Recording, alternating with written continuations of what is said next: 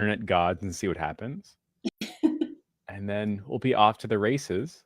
And you and I haven't talked since we went over like 3 months ago. There was a, you know who making a boatload of money or something like that, right? Right.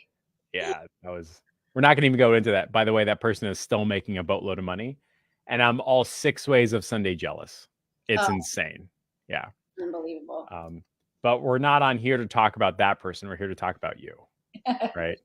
And for everybody watching, if you haven't been following Jay Lopez, your story is like, it's got all the ups and downs of like a good movie, right? Like every reason it couldn't have worked was possible. Every reason it was difficult showed up. And it's only the type of determination a single mother can deal with. Yeah. And still today, the same thing is nothing. Life continues. Yeah. So I'm hoping by the end of today's interview, there's at least one person that goes, if Jay can do it, I can do it. Right. And that's what happened with someone helping me. And maybe you can do the same for a whole bunch of other people. So if you don't mind, tell us how this whole thing got started. Because I know nothing about your story. Really? And I'm assuming everyone else doesn't as well. So go for it. So back in 2016, my daughter was born in October. And I was targeted I was a nurse full time. And I was targeted by a Tai Lopez ad. And it caught my attention because somebody...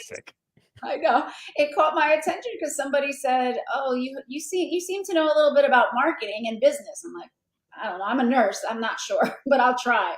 I saw the ad. I don't know. I think I paid like $1,200 for it or something. My daughter was 2 months old, and I was determined because my older daughter at the time was about 8 years old. She had been diagnosed with a brain tumor, going through chemo. And it was just a hard time in my life. And I was like, there's no way I'm going to go back to nursing. Like, I'm on maternity leave. I need to make the best of this. So I took his course. And I remember February of 2017, I started my company. Jay Lopez Enterprises was born. Nice. And I just started to do social media. I did my first client for $150 a month. Yeah. And she was my friend. She was a physical trainer. And soon after that, I just started banging Facebook ads, learning, taking courses, figuring it all out. And within 6 months, I got an invite by Tai Lopez to his house. I was supposedly like the top marketer because I had made like, I hit 8,000 a month at that point. Yeah. Which was big because that was 6 figures. Yeah. So he called it 6 figures in 6 months or something like that. And 30 under, I don't know. It was crazy. But we went to his house and his lawyer had to look at my bank account before going there to see the transactions to make sure that I did make that money. And from there, I just started with car dealerships. I started knocking on I would walk in car dealerships doors. You literally, when you say door knocking, you mean door knocking. Yes. I was on a highway in New Jersey on Route 46 in my car, pulled over, would walk in, introduce myself. Probably about like 20 a day. Wow. Until one, I partnered, and that's when I realized there was a referral game. I didn't even know what referrals were. And I partnered with some bank guy. And he's like, "Are you looking for car dealership clients?" And I'm like, "Yeah." He's like, "Well, I'll help you. I'm always in car dealerships." And he started to send me car dealerships. So I had about 20 car dealerships at one time.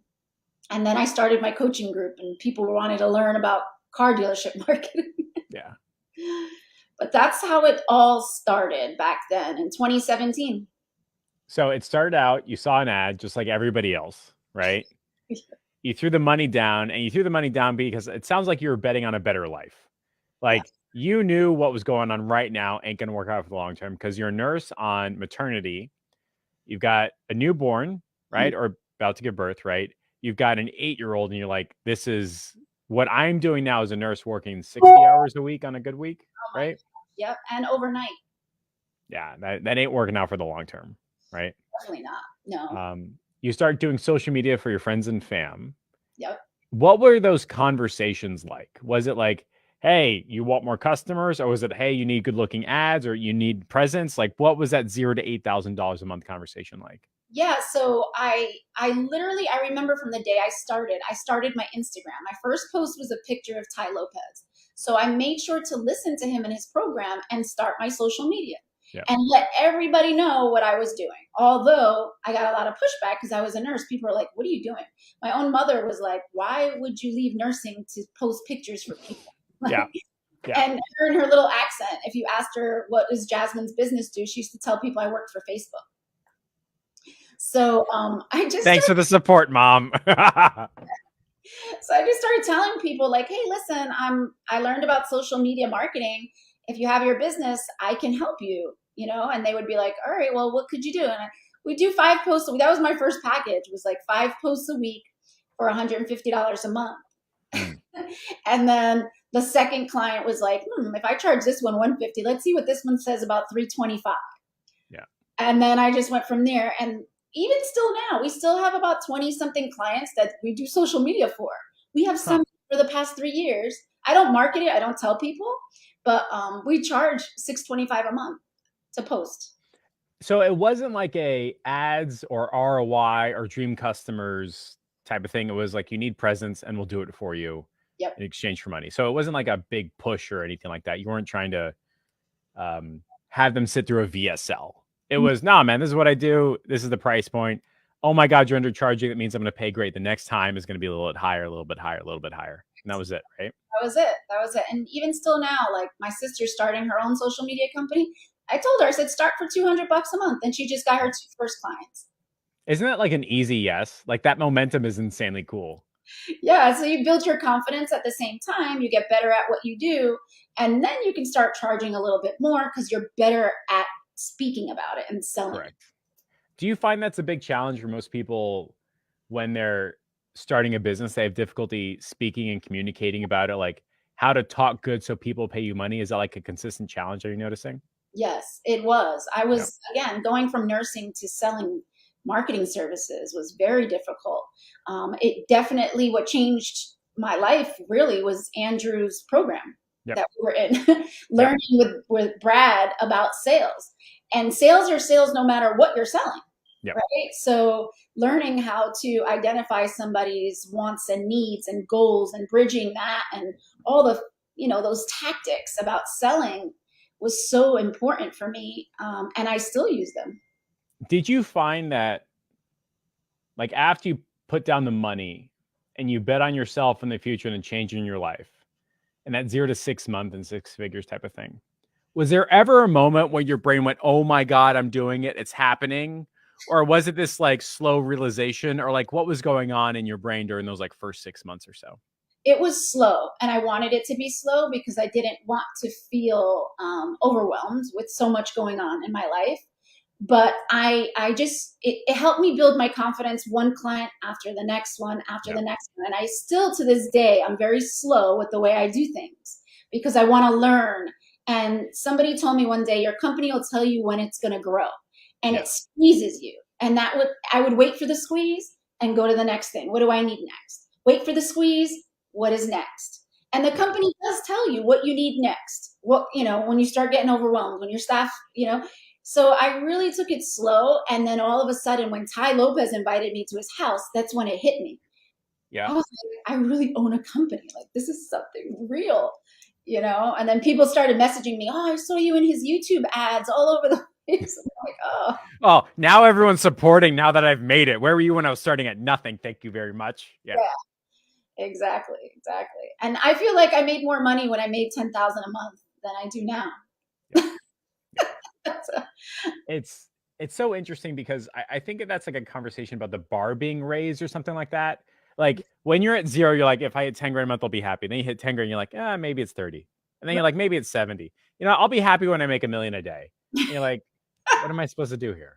Right? No, I know. I'm trying to stay in a grateful, humble mode so that I don't want to outgrow. Like, I'm really excited and I'm living a great life. But I also want to remember where I was and who I was and help as many people as I can. I want to help. That's really what this is about for me. What was like the biggest change or transformation from day one to that end of that 6-month sprint, I guess you could call it? Like in the beginning, were you like very unsure? I don't know, like you were very cautious, non-confident. All of a sudden, you're like, "This is what we do. Pay me money or not." Like what's the biggest change with like Jay Lopez version one and Jay Lopez 6 months down the line, and all of a sudden, like you got a company making sales? Like, what's that biggest change for you? What does that transformation look like? So it was really number one was my confidence. My confidence started to I started to build on it because I knew I can close clients and people were starting to listen to me Yeah. and trust me. So that was a big change for me in those first 6 months. But also understanding that I needed to reach out to people that knew more to me. Yep. So I would little things, even just looking on Fiverr for somebody that knew how to build my website or my landing page. That was the biggest transition for me was if you don't know how to do something, just find somebody that does, even at the $10 mark. I couldn't afford much back then. Mhm. So if I can get a $10 landing page, I would because I needed it. And at the end of the day, after I spoke to all my clients, even today, I'm like, oh, have you visited my website? They're like, oh, you have a website? Yeah. Nobody even looks at that. I've got Google Analytics on my website. I got 2 visitors a day. That's it. Okay. Nothing else. And I don't think a single dentist that I had ever actually went to my Cool Beans Digital website. Okay. Like I showed it to them when they asked on Zoom. I was like, here's the website. They're like, oh, okay. And that was it. They never actually cared. Yeah. If you look at my website, you'd be like, that's her company. My website's terrible. It's funny hearing that because we're often told by ourselves, like we need great business cards. We need to look the part. We need the branding. We need the website. Kind of like we need to put on the suit to at least get the job type of thing. Yep. And I think in the modern day and age, it's so far from the truth. Like the reason why people pay you money is almost the antithesis of like, oh, this guy looks so good. It's almost like suspicious if somebody looks good nowadays. You're like, what were you too busy looking good instead of like taking care of your customers? Correct. Has that been like your experience at all or not really? Because the reason why I ask is you've gone across like car dealerships and real estate, and those tend to be very suit like industries, right? Yes. So like manly, a lot of men. Yes. Yeah. So they do flirt. They do on my calls. And that's okay. But when I'm their leader, and that's part of the sales thing for me was, especially in car dealerships. I said, if I can win in car dealerships, I'll be fine with real estate agents. Yeah. But when they realize that I'm pretty smart, I lead them to what I have, and I show them that I'm smarter than they are. Got it. So that's really what I've fine-tuned is how do I get to know more about your industry than you even know? Interesting. And did that happen as you started getting car dealership clients, or did you start studying car dealerships and then got clients? So when I remember I used to sell using a pitch deck, like a little slideshow. I think Ty Lopez taught that in his course, that you would make a slideshow, you share your screen, or you share it at the car dealership and you go through it so you don't forget to hit every point in your sales. Yeah. And I remember in that slide deck, my third slide was statistics about how people buy cars online. And so I memorized those statistics. So when I would go through it, I didn't look at the computer and I'd just be like, did you know that 80% of people that start to look for cars start their journey online? Here it proves it, and then I'd ask questions I knew they had no answer to. So like, how many website visits did you have this month? They were like, I don't know, how many leads did you get? How many did you convert? And they wouldn't have answers. So I knew the more questions I asked that they couldn't answer, I was smarter. Very interesting. Very interesting. Yeah. And with those batch of car dealership clients, were you still selling social media? We'll take care of it. We'll post stuff, or now we're transitioning to advertising. So dollar driven. What did that look like? Right. So we did social media marketing and lead generation for them. We quickly realized that car dealerships have a BDC problem. That's what we call them. The BDC companies inside of the car dealerships are the ones that call the leads, the calling team. Yep. They're horrible. They get fired every other week. There's a new girl that didn't show up. They're not calling all the leads. And that burnt me out. And then the general managers, they change every other day. The sales team, it was just crazy. And they're old school. So they physically want you there. Yeah. And I started to realize I was becoming more and more virtual. There was no way I was going to the car dealership anymore. I was getting busy. Hmm. I don't know, I had like 15 clients at the time, maybe 10 to 15. I couldn't go visit them anymore. It was my schedule with the kids. I'm like, I can't do this. So I started to transition and do lead generation for a realtor friend of mine. At that point, probably 2019, I started. Can you tell me more about that, like that car dealership lead generation? Was that just like Instagram, Facebook, get a Camaro? Like, what would that look like for you? Yeah, so we used to use, I realized that it was a white car. So our ads always had white cars in them that would get more attention. It was carousel ads. Mhm. And it was three different types of cars. It had to be the truck for the family, the pickup truck and it was a lot of used car dealerships. The Yeah. pickup truck for the hardworking construction guy, and then the convertible for like the cool midlife crisis person. Minivan, truck, convertible. So funny. And down payment assistance, that was the key to those ads. Actually, we still have one car dealership left in California. Really? Yeah, now that I think about it, because he still has down payment assistance on his ad the last time I saw it. And it's that same ad has been running since like the beginning of last year. Oh, that's fantastic. Yeah, and they get like, I don't know, 600 leads a month or more. I haven't checked. So you're talking to these car dealerships, you're talking social media marketing and taking care of it. You start having conversation about lead gen. You discover this pattern that works. Lead would come in, you send it to their business development team, Right. and they just get fired overnight. And you're like, this ain't gonna work. It's like the standard front desk problem. Yes. Right? Mm-hmm. During those conversations, was this like it's not gonna work, or was this really like, this is a problem I can solve in my industry? Like, what was your thoughts around that? So I started to realize that they started to teach me that there was outsourcing for cold calling. Yeah. And that they can outsource their BDC department. Maybe they get better results with the leads I was generating. Mm-hmm. So I started to interview these call centers, and then it hit me, and I'm like, oh, interesting. Where are you guys? And that's when I really realized that they were outside of the country. Mm-hmm. They would really specialize on car dealerships. That was all they did, was call leads for car dealerships. And lo and behold, I'm like, maybe I can do that. But then when I started to think about, do I really feel passionate about working with car dealerships? The answer was no. I wasn't happy. And the old school style of running was just not my thing. And then, they get shiny object syndrome constantly because people walk in with a new product, Car Guru, this website, that website. And so you got them for 2 or 3 months and they're firing you because the next guy just walked through the door with some new lead gen product. Which is their culture in the first place, because half their staff turns over every 6 months anyway. Correct. So I'm like, I'm exhausted. I keep getting fired. I can't do this. And I can't keep walking into car dealerships. I hadn't had my Facebook ads down. Yeah. I didn't know what I was doing with that. I'm just like walking into places. And so in 2019, I'm like, you know what? Let me start. If I can sell cars, I can sell houses. Let's start running some ads. So I start running ads for my best friend. Mm-hmm. And I generated about 75 leads, and I sent her the leads. And I said, so what do you think? She was like, don't do this, Jasmine. These are terrible. Yeah. I'm like, how could this be? Facebook would go to jail. This is fraud. Like, yeah. And so I thought about it. I'm like, she wouldn't lie to me. So I took my other friend and I generated leads for her. And she's like, horrible. Don't do it. These leads are terrible. I'm like, this can't be. I said, I'm taking a whole Sunday, and I sat on my couch. Mm-hmm. And I started calling. I booked 4 appointments for my one friend and 3 for the other. So then I called back and I said, tell me the honest truth. Did you call these leads? And the one was like, I called like the first 10. They were all wrong numbers, so I didn't try again. Yeah. And the other one's like, I called like 5. They all voicemails. I wasn't calling the rest. And it hit me. How many calls deep until you got the first pickup?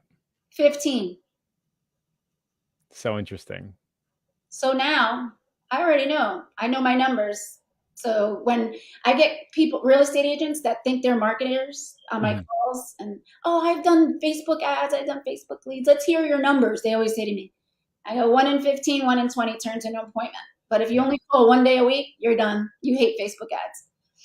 This is a consistent process that we do Monday through Friday. And we will generate you 2 to 4 appointments a week. So that's where all of a sudden you said the problem isn't the lead generation. Mhm. The problem is that next step. Just like with the car dealership, the problems with the next step. Real estate, it's a next step. Is Yes. that where you started your transition from car dealership queen into real estate princess? Yes. Interesting. And I've slowly, as you evolve as a business owner, you read books, you listen, you buy courses, and I've learned throughout these few years, as you identify a problem, your company should fix it. Yep. So I keep identifying problems and I keep fixing them. Problems fix, problems fix. So much so that now that's why we closed 20 this month.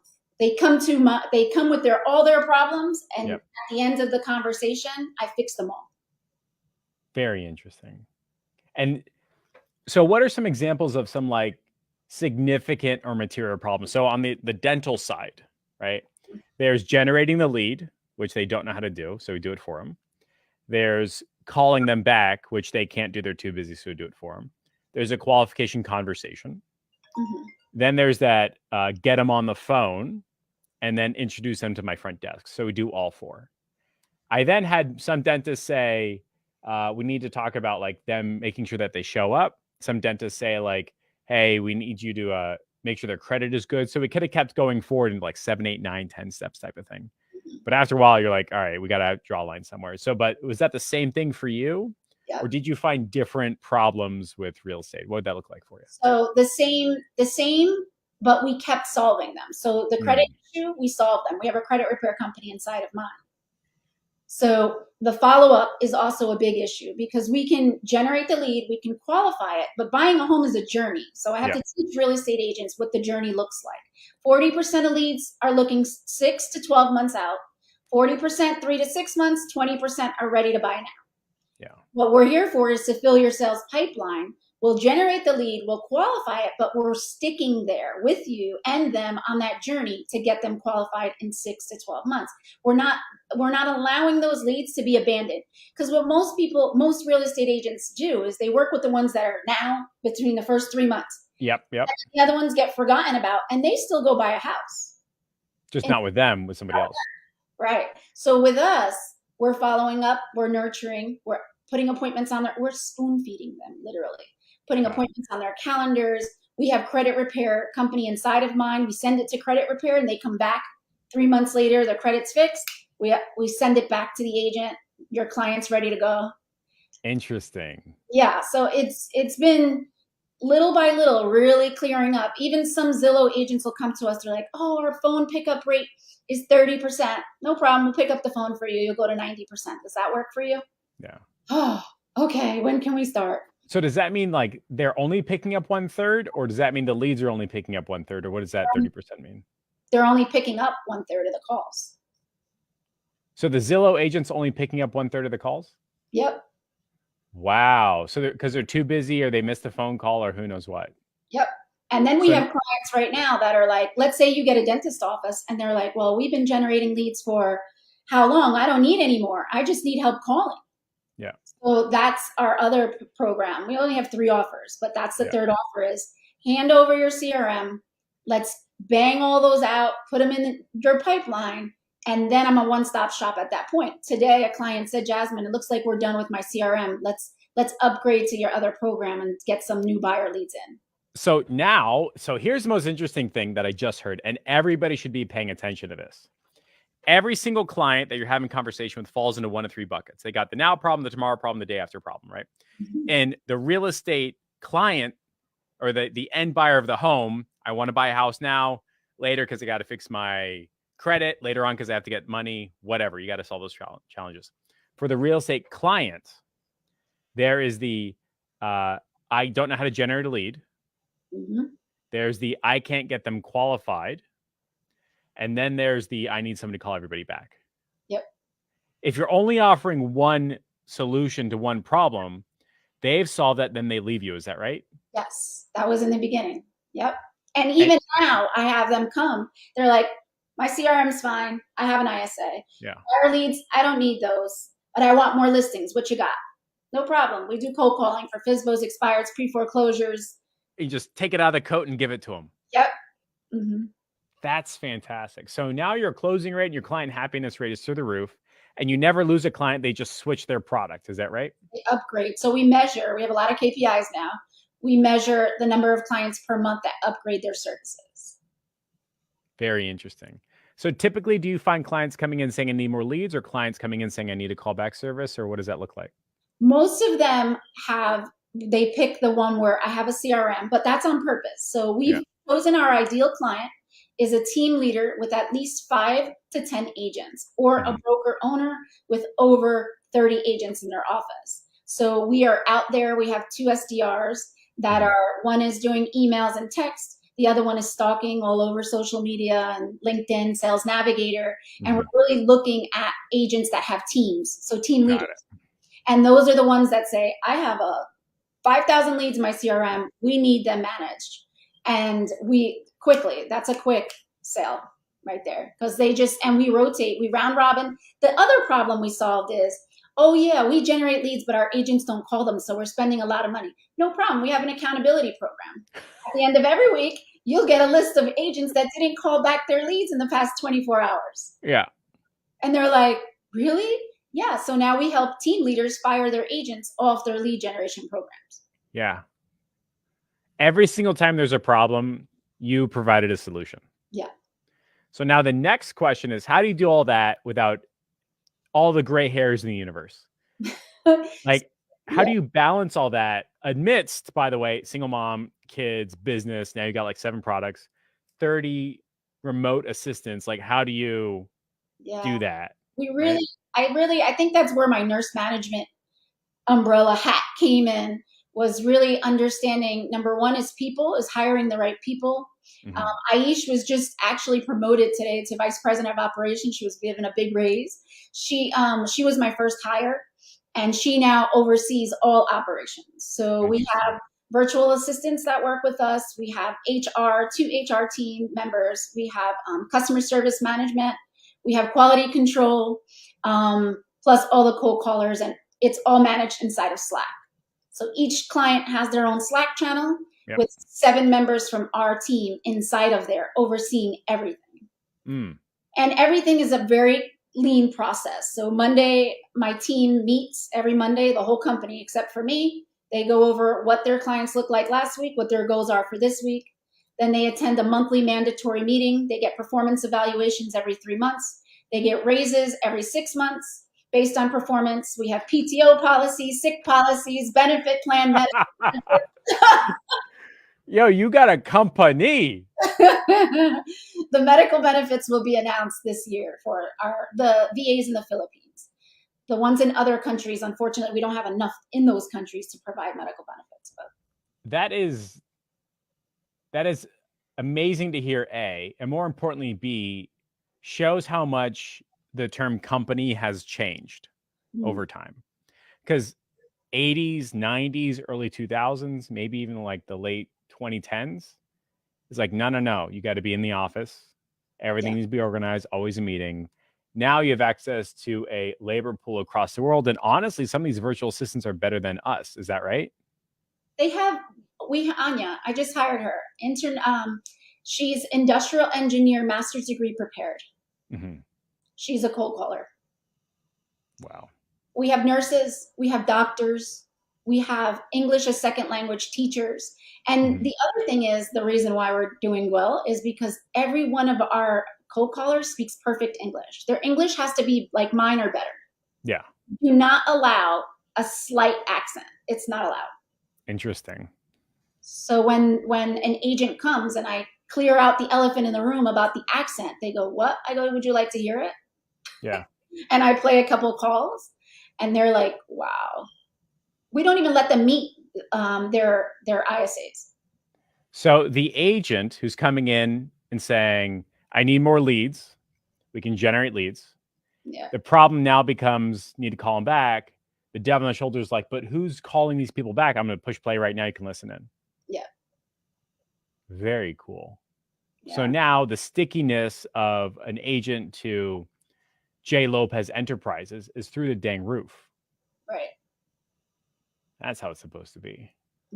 So it's just, now onboarding. So now we're hiring this week an onboarding specialist because we're launching so many clients now over, so 5 a week pretty much in this month. And then they launch the next week and they keep launching. So now I'm attending launch calls, which I need to pull myself out of that. I also need to start moving myself out of sales. So I've hired Cole Gordon's team for a nice amount.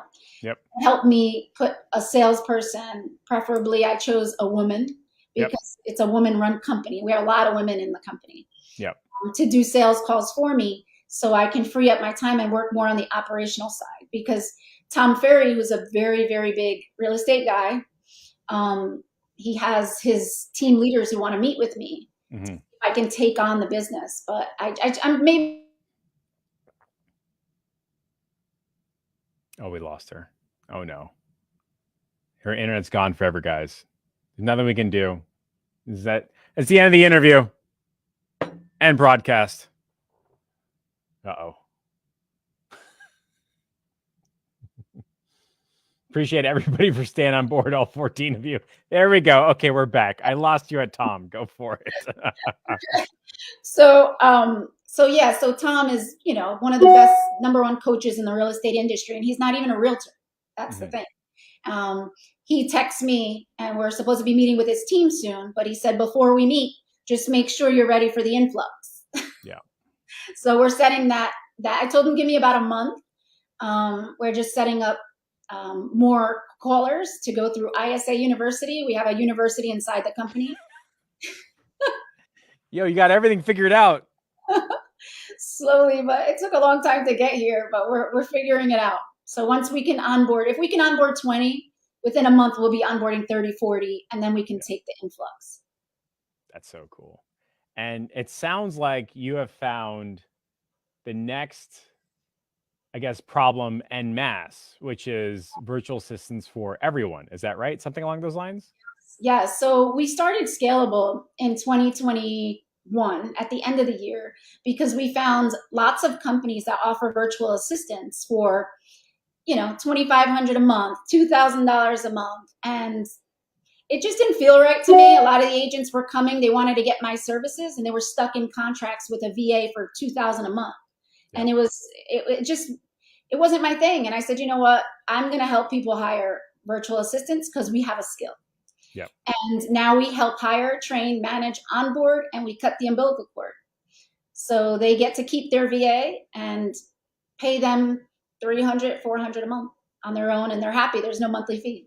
Oh, so you just charge placement, and you just charge for the placement instead of recurring placement. Is that right? Yep. Got it.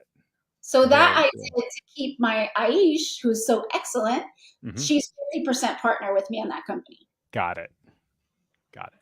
Mm-hmm. Yo, yes. You are a hustler. This is so cool. This is fantastic. So what is it like on the client getting side all the way to 20 clients a month? That's effectively 1 per business day. So the way you're getting clients, is that entirely through like good word of mouth and reputation? Do you have a client getting strategy? Is it advertising? What does your client getting look like and act like now? At this point, because I've been doing it for the past 2 good years in real estate, there's a big pipeline of referrals. Got it. There's also my Facebook, my personal Facebook. Yep. People think I'm like some star. They come to my live Facebook webinars. I do everything for other people, and the light shines on me, right? So I interview an agent, I'll interview a lender, I'll interview a broker owner, ask them 1,000 questions. But their attention, people are really paying attention to who I am because I'm not a realtor. I'm not a lender. I'm that neutral person who can ask the hard questions and not get in trouble. So I start trouble, and the agents all go at each other, but they learn something controversial. Yeah, say something controversial, and they learn about me. So doing that for so long, my personal branding. Last year my goal was my Facebook group, which I only have like 400 people in there, and a lot of my business comes from there. Yep. And then this year is more in-person events and speaking. Yep. So I started with, I just want 1 a quarter, and that's good enough. So I did 1 the first quarter. Crazy. Yep. amount of emails and meetings that I got from that and appointments. And so the second quarter, I have this second quarter coming, I have a potential event that I'm having with just inviting realtors to come have a drink and eat. Yeah. And I'll speak a little bit about our services, but it's really about them, and teaching each other. Sponsorship opportunities is next, sponsoring, events and stuff like that. The Real Deal or something along those lines. Yeah. Just slowly though. Like I said, if Tom Ferry starts sending, it's going to get a little, like, I'm already being tagged in Facebook groups for Ryan Serhant, Tom Ferry. Like, you need a caller? Tag Jay Lopez, You need leads? Tag Jay Lopez. I'm an exclusive vendor inside of a group of 50,000 agents. I remember we talked about that. Yeah. I don't even post in there because I'm scared. Yeah. I'm like, I'm happy. I'm good. This is an absolutely crazy transformation. You're going on what? It's 3 years now, 4 years now since you started? No, longer than that, right? Longer. I started in 2017, but when I look at my revenue, I literally made $95,000 in 2018. Yeah. Yeah. And we've been quadrupling every year. And it's a nice, it's a nice way to grow because I've been able to enjoy life, enjoy my kids, go on vacations. Now is where I'm investing in real estate. Now is where I'm buying a condo in Miami next week. Little things like that to make me happy, to feel like, okay, I made it. I'm happy. I think so much of this game is this uncomfortable delayed gratification. Yeah. And as entrepreneurs, we only end up celebrating every half decade. I'll just put my nose to the grindstone. It'll come out eventually. And it's half a decade later, oh, I should probably party or something like that. Yeah. Yeah. Mm-hmm.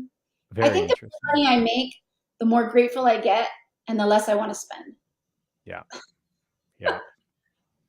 It's very strange, the feeling that I'm having right now. There were a couple months for me as a solopreneur. I did more in 1 month than I did in my full-time job in a year. And I'm sitting there going, what is supposed to happen now? If I worked at Intel and I spent 20 years, maybe possibly if I didn't get laid off and I beat everybody from Harvard and Stanford and Wharton and did all these patents and learned computer science, maybe after 20 years, maybe 25, something like that. And now it's it's happening. And I'm just sitting there befuddled the whole time. Is this supposed to be this way? Do we really work harder than everybody else? Or is it we're just constantly trying to solve problems? Is it, we just happen to be in rising tide lifts all boats? Yeah. There's this whole series of unsurety that comes with success. Mm-hmm. And I think for a lot of people watching this, we never really talk about how it's often more comfortable to sit in failure than is the uncomfortability of success. Because you tell me if I'm wrong here, Jay, almost all of this journey has been about being uncomfortable. Is that right? 100%. And I've lost friends. I've lost family. I still get a lot of hate to this day. It's almost like that imposter syndrome. Sometimes I feel bad. The other day I said in front of somebody, oh, maybe next year I'll buy a boat. I want to buy a boat, and buying a boat to somebody is whoa, I wish I had money for a boat. I get comments like that, So I realized that I have to change those around me, the closest people around me, to be more successful than me, so I don't sound crazy. Yeah. And then they go, how big is your boat? And what's stopping you from getting a bigger one? And you're like, oh man, come on. Just let me have my happiness. What are you doing? Yeah. No, 100%. So my kids are my biggest supporters because I have an older daughter who's 23 now. Mm-hmm. She's an entrepreneur. So out of that, watching me as a kid, she owns her own business. And then my 18-year-old, she's interior design. Hopefully we'll start a staging company for her with realtors because that's where it matches. And my 6-year-old, she'll never have to work. Isn't that crazy? What? I look at her and I'm like, oh, you're so lucky. How could you? Yeah. She'll be managing properties when she gets older. She'll be a property manager or something. Is it Ben Mallah, whose kids are just their whole thing is they just go in private jets, buy properties and manage them? Ben Mallah, something like that? The $100 million guy on YouTube. Do you know about him or no? No. So Graham Stephan, something like that, interviewed this guy. he must be 7.5 feet tall, just as wide as he is tall. And he like clearly has like, he's a little bit crazy, right?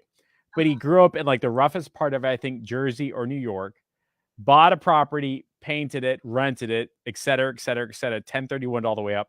Now he owns like $1 billion of real estate, right? And he has this behind the scenes show where it's just his kids saying it's time to buy another property. So they get on the private jet, they go to the place, they sign the paperwork, they come back on the private jet, and that's their life. I think he owns the biggest chunk of land or biggest house in the state of Florida over in Tampa Bay area. Wow. Yeah. So when I think of your kids, it's like that is like that's generational wealth and a stepping stone. Yep. Right. That's very cool. Little things like that you learn along the way, setting them up with life insurance policies, like those little things that I would have never known if I would have stayed stuck in my nursing career, that I can do to just have that generational wealth for them. For me, I'm just trying to enjoy. I'm in my 40s now, so I'm just trying to enjoy every day. Take my little trips to Miami, and I'm happy. Do you find that like a lot of people underestimate the? I guess what I'm trying to say is like it's not hard, it's uncomfortable. This whole journey, right? Like the steps are simple. Talk to a client, sell them things, fulfill the order, go hire a person when it hurts, etc. Like if we wrote it down, the success formula is what, like 10, 15, 20 lines, right? Yeah. So it's not simple. This damn thing is uncomfortable. Is that right? Because every step of the way, you're second guessing yourself. You don't know if you made the right call. You don't know if you're going to make them happy or not. Maybe Slack will just delete me and I didn't know about it. Maybe everything will get deleted. Do you find that it's the same, or is it just me? No, you're right. You're right. It's just uncomfortable. That's all it is. And it's learning to get through those uncomfortable periods. And every time you break through that uncomfortable time period, you hit the next level. And then the one thing I realized is that I'm not very social, so I don't reach out to coaches as much. I kind of stick in my own little world. So what I do is I read books based on the pain that I'm feeling. So I listen to myself and I go, what's going on with the company and what are you worried about? Finances. That was last year. I was worried of how to handle all this money. Do I know what I'm doing? Am I paying myself correctly? Who teaches this? I went out looking. Nobody teaches you how to handle finances. Yeah. So I bought a book, Profit First. Yep. I read Profit First. I set up some bank accounts. I'm no longer worried about paying my taxes. Got it. I'm not going to jail. I'm doing it right. My kids are on payroll. Like I have a good accountant now. I'm set up. This year was, I'm hitting a wall. How do I get past this wall to get to the next level? Mm-hmm. I read a book called Impossible to Inevitable. That book helped me understand that you will reach your sphere of influence to a degree and then feel stuck. Yep. And that's because the other people don't know about you. So what do you need to do about that? And then now I'm like, I have everybody that I need in the company. Is there somebody else that I'm missing that can help me with operations? And I read this one. Who, not how. It sits on my desk because I don't have a lot of time. So I read through, and that's how I ended up. I said, you know what? Stop being cheap. Go pay Cole Gordon and his team. Yep. Get them in here. Let them see, peek, look, see what I'm doing right, see what I'm doing wrong. Who's to say I'm doing it right? I don't know. Yep. I just made this up. But when the agent... It's so true. We just made this up. Some realtors come to me and they're like, I just interviewed 5 marketing agencies and I hung up on 3 and you over here just blew me away. How did you come up with this? I'm like, I don't know. I just fucking wrote it down on a napkin one day and then that's crazy. What a sentence. Yeah, I literally just made this up as I went along. Like, who is Aish in her title? I'm like, I don't know, operations manager, or I don't know what you just do a job. I still do that. I don't know. I'm like, Aish, who do we hire next? We crack up. She's like, I don't know. I'll make a checklist of everything that keeps me busy and we'll give it a title and then we'll hire somebody to do it. So now I'm like, well, maybe I do have a company because Cole Gordon's team is in there. Like, wow, you're really good at this. I'm like, oh, thanks. Thank you. Made it up as I was doing it. We're really good at this. Yeah. That's So absolutely fantastic. a construction company just came to me yesterday. They're like, I want to hire you to teach me everything you did to build your company. And they make $4 million a year. Yeah. I'm like, wait a minute. So I guess we're doing something right. This is nothing you imagined 5 years ago. Is that right? I short sailed my house in 2018. Wow. I couldn't pay for my tenants left me. They didn't pay the mortgage. I couldn't afford my rent where I was living and the mortgage on my property. So that was the first lesson. Don't ever buy a single family home as an investment. Because Yeah. if I would have been multifamily, maybe the other rent would have paid for it. Yeah. So I spoke to a friend and he was like, short sale it. And then in 2022, I buy my dream home. Wow. Like, What the fuck? That's nuts. Yeah. So my kids, and with all this, my daughter's still having seizures. We still end up in the emergency room. We just went to Puerto Rico 3 weeks ago. On social, if you look, I'm on the beach with my kids. Nobody realizes we spent 2 days in the hospital in Puerto Rico with choking and anxiety, flying my older daughter in with emergency medication. And that's what money does. Yeah. It doesn't buy you happiness. It buys you resources and memories. Yeah. If I didn't have the money, I wouldn't have been able to fly my daughter in that night to save my daughter, my other daughter. Yeah.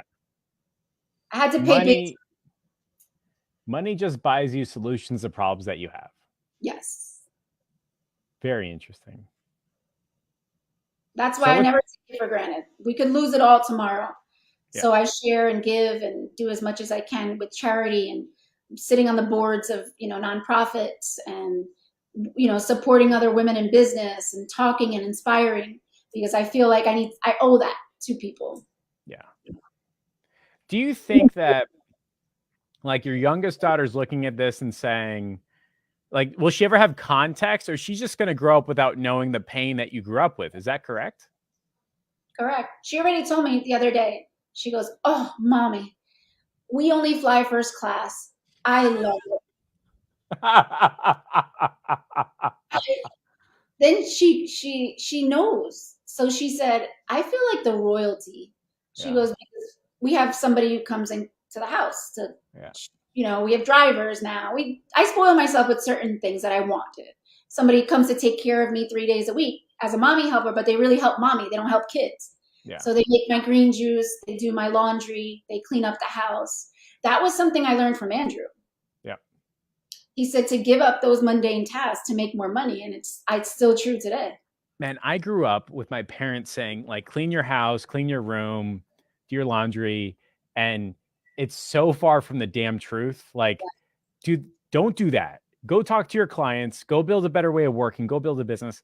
Spend the 4 hours on a Sunday of just with the scrubbing in the toilet, right? Like, no, don't do that. Okay. Just don't. Go read the book and find a bigger problem to solve. And I think they attach the word responsibility to it. I'll tell you what, that mucked with me for a while. Because when I felt I wasn't doing my laundry, I wasn't being responsible. It took a lot of reverse engineering for me to say, if I'm not taking care of my clients, I'm being unresponsible. And it sucks. Like, I teach my kids now. You know how parents teach their kids to clean up and I don't teach them that. I tell them, no, you're not cleaning. The lady has that for us. You're reading a book, or you can sit and listen to my Zoom call today. So I have a little carpet in my office on the floor where my 18-year-old and my 6-year-old will sit and just listen to me on Zoom calls. They literally can repeat what my company does. My 6-year-old knows. Lead generation, she makes fun. My cold calling, my ISAs, my account manager. Yeah. So that's one of the reasons why these those kids that are generational wealth, they'll never be poor ever. Yeah. It's because of that stuff. Like, they only learned 7-figure skills. Right. They never learned 6-figure skills, which means they don't have the weight of the 6-figure skill. They only know the opportunity of a 7-figure skill. If I just nailed a Zoom call, I could be like mommy. Right. And that's pretty cool to hear out loud, I think. That's very fucking cool. And my 18-year-old, she's a little slower because of her situation, but she's already telling me, "Do you think I can book interior design people on Zoom calls like you do? Can I start on Groupon?" I go, "Sell on Groupon for $50 a bathroom." Like design somebody's bathroom for $50. Just get started. Just start. Yeah. So I think to just get started, that momentum, that first kick, the oh my god, it could work type of thing. People spend so much time trying to make that fucking thing perfect. yeah, no. It's like I use the gym so often, these analogies, like I gotta look good, I gotta feel good, I gotta prepare for the day, and then I'm only gonna go to the gym. I'm looking at like, no man, just go to the gym. You're gonna go sloppy, it's gonna be gross, but at least you got the first one in, right?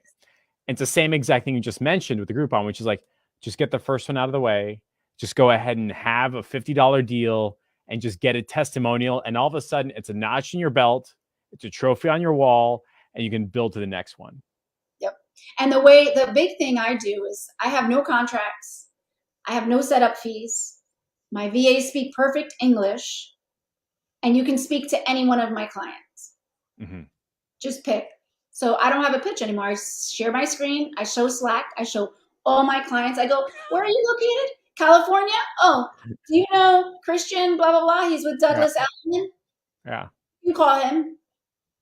And they're like, oh, the other marketing company said the client signed an NDA and they can't. I said, yeah, okay. I'm sure that's because they don't get your results. That's why. That's the excuse. And the contract is keeping you locked in because they're not going to give you results either. And they need that. I said, I don't need your money. I want to give you results. You join us, you will see the difference and never leave me. Because when you get return on your investment, you won't leave, right? And they go, right.